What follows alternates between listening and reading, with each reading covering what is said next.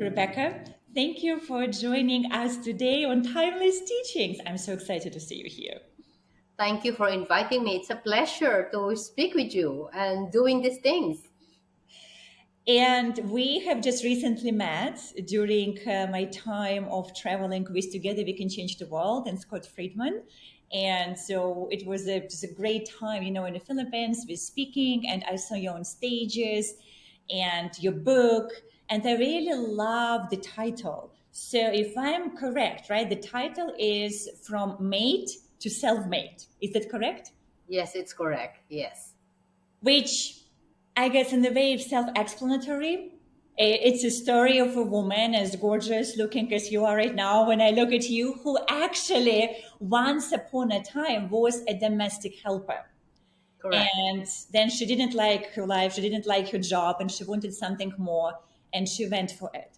And I just really would like maybe ask you, at what age first did you become a domestic helper? Well, I've been a domestic helper since I was a kid, in fact, when I'm still elementary school, high school, and pursue being a domestic helper when I went to Singapore because our mother passed away and she left me with four siblings. Like the youngest brother was 6 years old only when she passed away. So I don't have any other option but to go to Singapore to be a domestic helper so that I can pay the debt because our house was very close to foreclosure because it was in this microfinancing that time.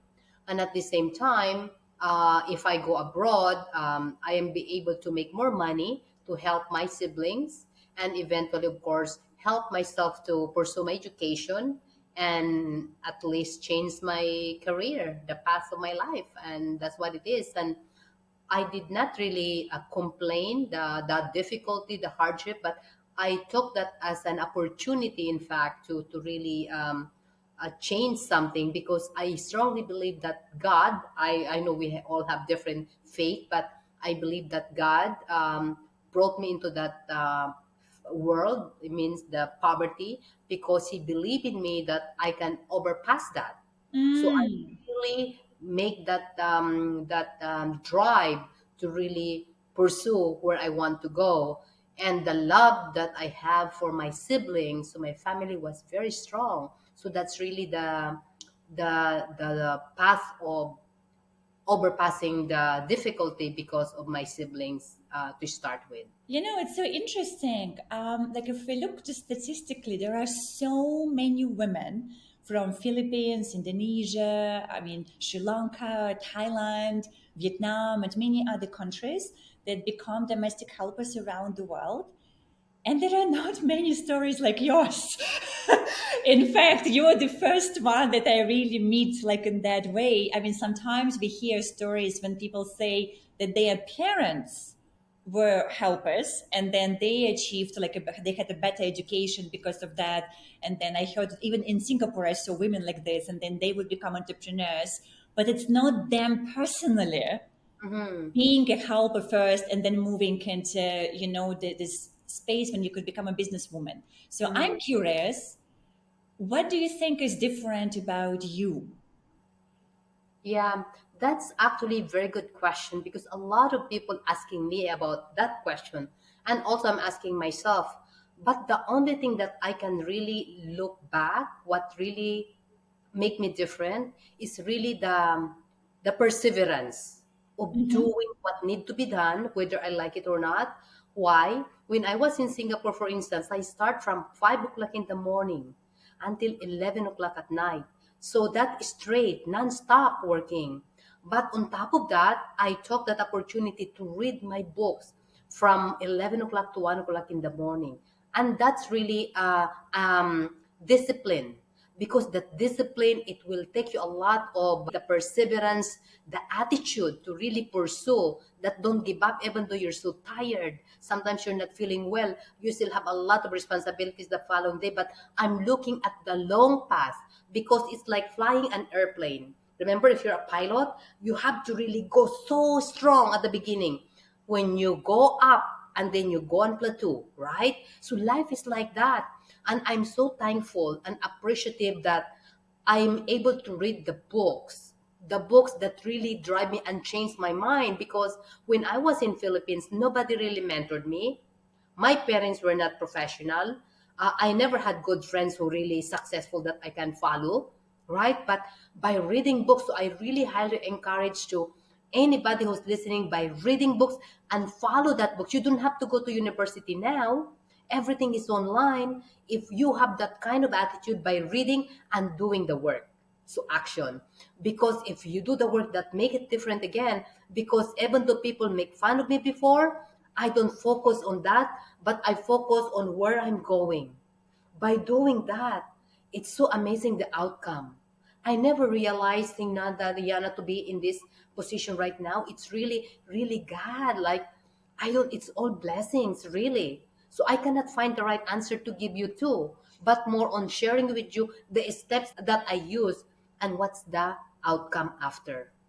I hope Those that helps. Yes, absolutely, absolutely. And I also feel it is so relevant because there are like so many other countries and cultures around the world where it's coming.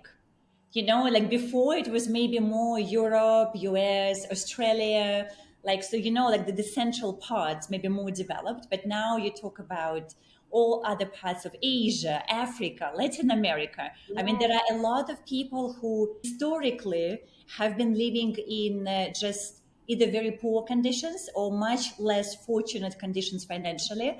And it has Yes. been for generations and generations and generations. And now people like you become this example where you can change it. Mm-hmm. And it can change like in one generation. That's how you said. Yes. Like it's so amazing that it, like a lot of people may be saying, oh, because she's lucky, she's smart, but no. I was not educated when I left Philippines. I cannot speak proper English. I don't even know he and she, believe it or not. Yeah, feminine, masculine. I don't even understand that before. Even though I'm high school graduate, because when I was young, I'm always missing school because I need to help my siblings already to start with, right? So it's really not the degree that you have. Of course, I believe in education. Don't get me wrong, right? But if we never had that opportunity, we can really educate ourselves, especially these generations right now. They're very impatient with this good attitude because they're always fast. But imagine if they use all those talents that they're getting from online. Amazing. Imagine what will happen in the world, the next generation. Like, for instance, I don't know if I'm allowed to say this, like my oldest son, for instance, working in Canada. And then because he was a challenge with another colleague, his boss, for example, and that drive him to look around for other opportunity because he used that challenge, right? And now he received a job that way better job, like I mean that the income is so good and the opportunity is so good. So now he's asking me and his father this morning that what do you think, because I love my boss, but at the same time this is a good opportunity. So I asked him, he said, you see, the challenges that you experience currently, it's like a diamond. You see, when you're scratching a raw diamond, right? It's you have to scratch that. It's sometimes it's so painful. And that is what its life is all about. But because of that pain, look at this other opportunity that coming to you. And that is what life is all about. Isn't that something? So again, why Absolutely. I'm saying this, we go through a lot of challenges, Yana, but it's all up to us how we handle that, how we look at that. Do we look at that as a negative or positive? So my advice is look at it as positive all the time. And you will be shocked with the outcome long term. Not right away, but long term. After a lot of hard work, as we have found out. But yes, I love your story, Rebecca, and I can also, I mean, I can definitely, connect personally because, and also as I shared, I also come from a very humble, very difficult background, and just like you, it has been a significant quantum leap, even in my lifetime already, given where I'm coming from. And so for me, I also know what kind of challenges I had to go through because of that. So I'm just curious, to hear your perspective. So here you are, like a young girl or a young woman who is coming from, not like a traditional recognized family background or education or even culture that is very well accepted worldwide. and you're going into the developed world. What was the reaction of people when you're kind of starting becoming more of who you are today? You know what? It's so funny because I don't really focus on the reaction of others. Yeah, I love you. Focus focus more on the outcome of that book and why I'm doing that book, why I'm sharing this story. I did not come from nowhere, but at the same time, like look at the outcome because I have the hope of giving opportunity for others. That if I share my story, I know that anyone in the whole world, if they will just even use one thing, believing in themselves, imagine the outcome. So that's what I see. So in terms of others, I know all my friends are so happy for me. My family very happy for me. So I see all positive thing. The negative thing, I don't really know. Maybe I'm sure there's always, but I don't look at that. I look more on where are we going. You are very, centered, strong-willed, determined woman, and it is very beautiful. And I'm just wondering, do you ever have self-doubts? Have you ever experienced it? Of course, you understand the hormones of a Yes. woman, right? Like sometimes we're up and down. We don't understand ourselves why. I told my husband, I wish I'm a man so that at least I'm just plugged to my emotion. But I'm telling him sometimes I don't feel good. I'll tell him, Richard, I don't feel good right now. So, but I'm aware of it and I'm trying. I know how to control it. But when I was younger, it was worse. Now I'm better. So if other women there who's going through sometimes doubt, question, you don't believe in yourself, that's normal. And I'm glad that you're going through that because when you go through that, it means you're thinking, you're using something that you want to improve, you're aware of circumstances. So once you're aware of that, try to figure out why and then find the answer because that's what I do. I find the answer. So now if I'm a little bit thing, then I just stop, find somewhere, I go on fresh air and then deep breath, try to meditate, try to exercise, and then I feel better again. Then I will start feeling again that I'm the only Rebecca T. Bustamante in the whole world. I'm the best Rebecca T. Bustamante in the whole world. Then I feel good. I like that. This is golden. I'm going to repeat this now, looking in the mirror. I'm the best Yana Fry this universe ever gonna have. Correct, right? Don't we feel good after Yes, that? this Yeah, is amazing.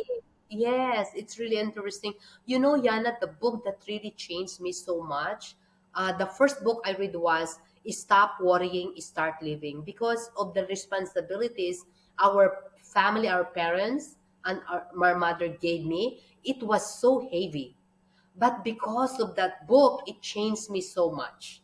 Yeah, so I encourage a lot of people who have a lot of doubt, read that book. It's online. You can get it for free. Stop Worrying, Start Living. And that's the book who gave me to think that I'm the best Rebecca T. Bustamante in the whole world. I love that. This is great. And since we're speaking about books, of course, I would also encourage everyone actually to read Rebecca's book because today during interview we're looking at how she thinks, but how you live your life, what actually makes you tick as a human being. But then I find your story is fascinating, and for those who would I like to really dive deep and understand your story, I mean, I definitely would recommend to read your book so that people can learn. Yeah. And I know you personally, right? Because we met, and I see the impact you are having on people around you, on your community. I mean, you're also incredibly kind-hearted, and it's quite amazing to see a lot of love and humbleness behind a very strong-willed and really just powerful woman. You're like a powerhouse, but with a lot of love, and that's beautiful to watch, Rebecca. And so I'm just curious. Tell us what it is that you're focusing on right now in your life. So, what is the work that you're doing at the moment? Like because my experience working abroad as a Filipina, when I was in Singapore in 1986, I still remember the meaning of Filipina in the Webster dictionary was domestic helper, and that really changed me. That saying that there's nothing wrong being domestic helper. It's a job. It's credible job, right? So, but Filipina it's not a domestic helper only. It's only a stepping stone to where you want to go. So because of that, I have that drive in myself that someday I said I would like to do something to really market Philippines and show the world that Philippines is one of the best country in the whole world. And of course, Filipinas are kind, loving, humble, fun, right? And so we want to do that. So we're doing the events. The events we do called HSU Forum, which you're one of the speaker at the Women for last Yes. January, right? The Women Forum, and also the Breakthrough, right? For the beginning of the Mhm. year, that was so nice. And you're That is able a to beautiful inspire a experience. lot of people, right? Not only in Metro Manila, but also in Cebu. And it's so amazing. And we're so thankful. That's why we did the party after to say thank Yes. you for sharing your knowledge and talent to the Filipinos, right? That's why we're doing that regular events to really market Filipinos and invite also foreigners like you in our country to really see what we have here and to create jobs for Filipinos. By doing that, right, we also do the HSU Awards to recognize not only the leaders, successful people, and also foreigners who's been here working. So it's so nice to show that around the world. And because of that, the future leaders can learn and also sell Philippines around the world and encourage them to come more and invest to create jobs. That's what we're doing. And it's so amazing now. This is our 14th year, believe it or not. And the Oh. impact was so good. The impact was so good. Seeing the outcome, so unbelievable. So my words are, whoever your viewers who are suffering, it's okay because all the challenges make you really strong. Look at the outcome, what we're doing right now. Because I got also bankrupt. I was cheated many times. Like, when my kids were young, I have to find ways without them knowing to give them good food. When we came to Philippines, we still have mortgage in Canada that we're using our credit cards, that somebody stole our credit cards, things like that. So we gone through so much. But look, as long as you look at those challenges and use that to go to the next level, and amazing. So that's what we're doing, and that's what we're focusing right now.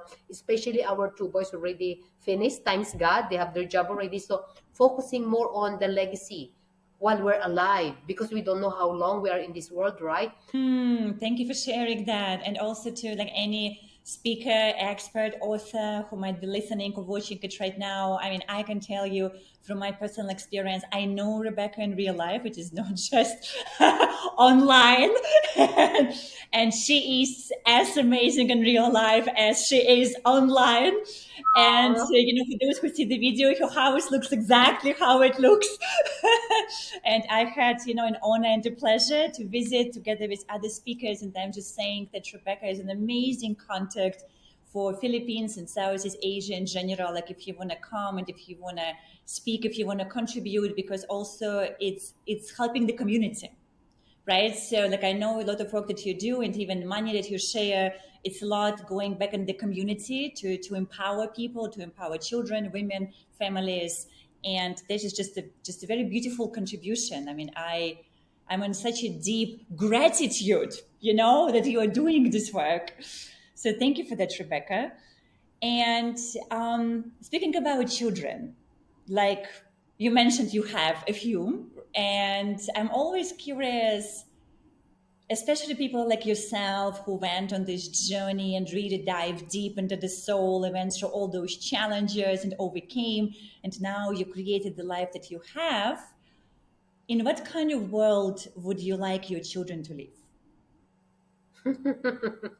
wow, okay.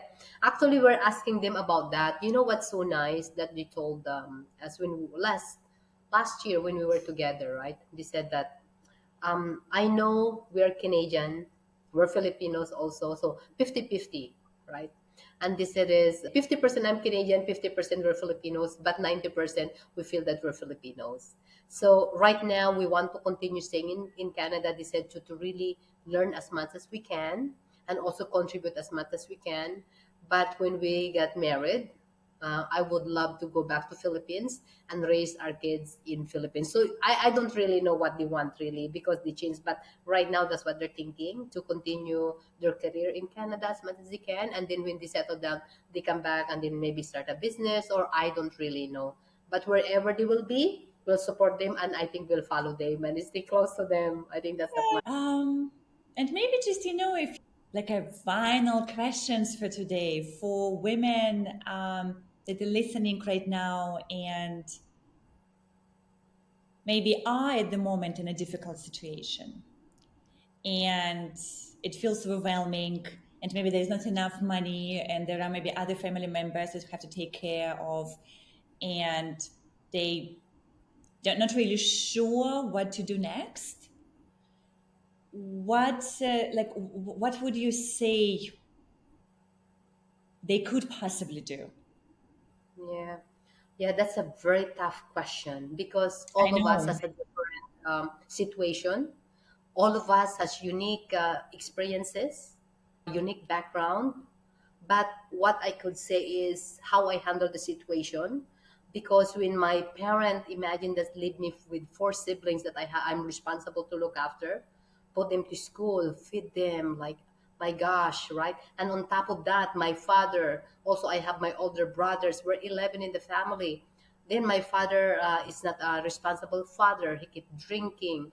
Um, if you send him money, he's still complaining. Then we still have debt in the bank. The house is very close to foreclosure. Imagine that responsibilities that I have, plus myself. So it was very tough, but more on I focus on how can I help and also solve the problem. That's what I did.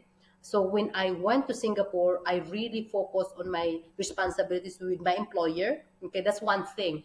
Because if we focus on our responsibility, our problem, and we are working, then our employer won't be happy. So what I did is I keep my problem in myself, and I make sure that my employer are happy around me. I'm happy person. I make them when they see me, everyone's fun, looking after the kids, things like that.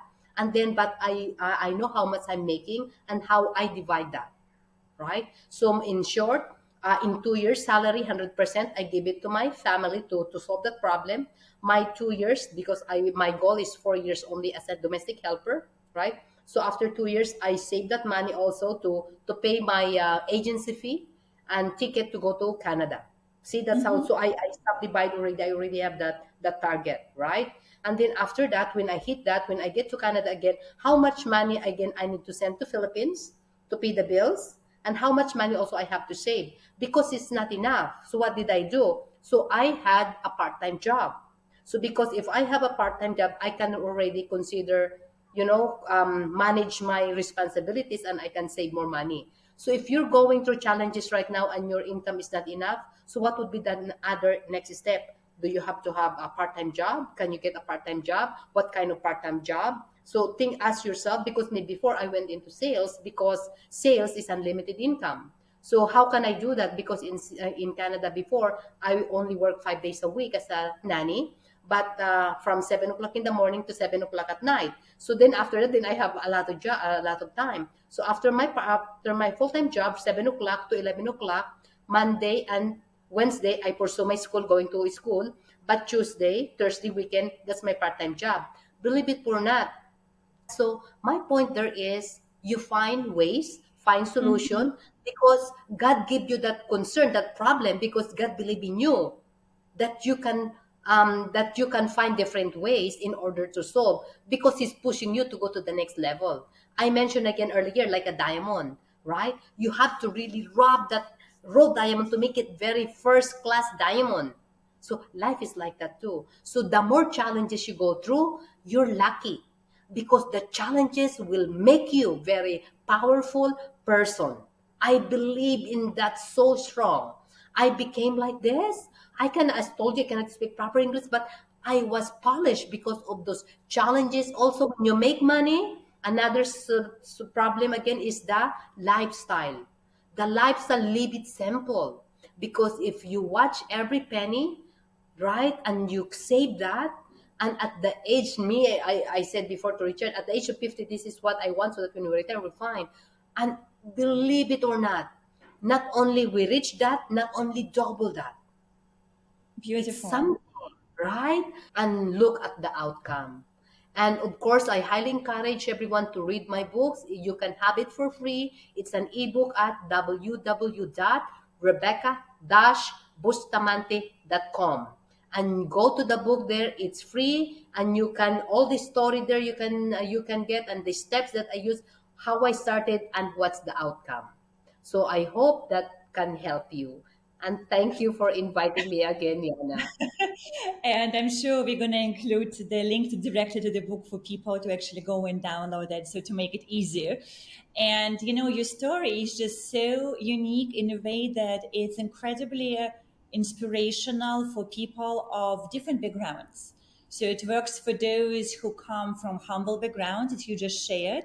And at the same time, it also works very well for people who come from middle class or privileged families, because you're one of those people who is constantly embodying determination, perseverance, hard work, right? Focus on what you want, and just do not pay attention to anything else.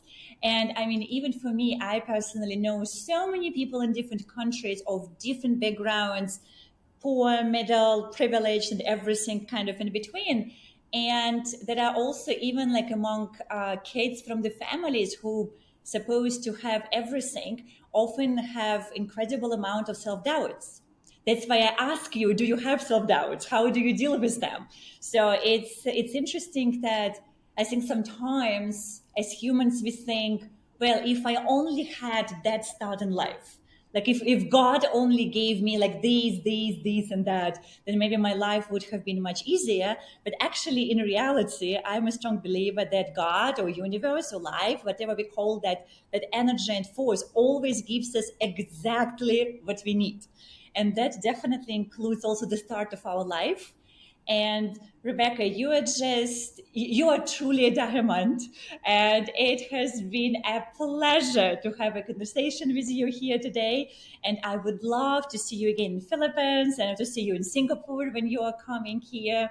And so thank you so much for coming online, for sharing your wisdom and your time.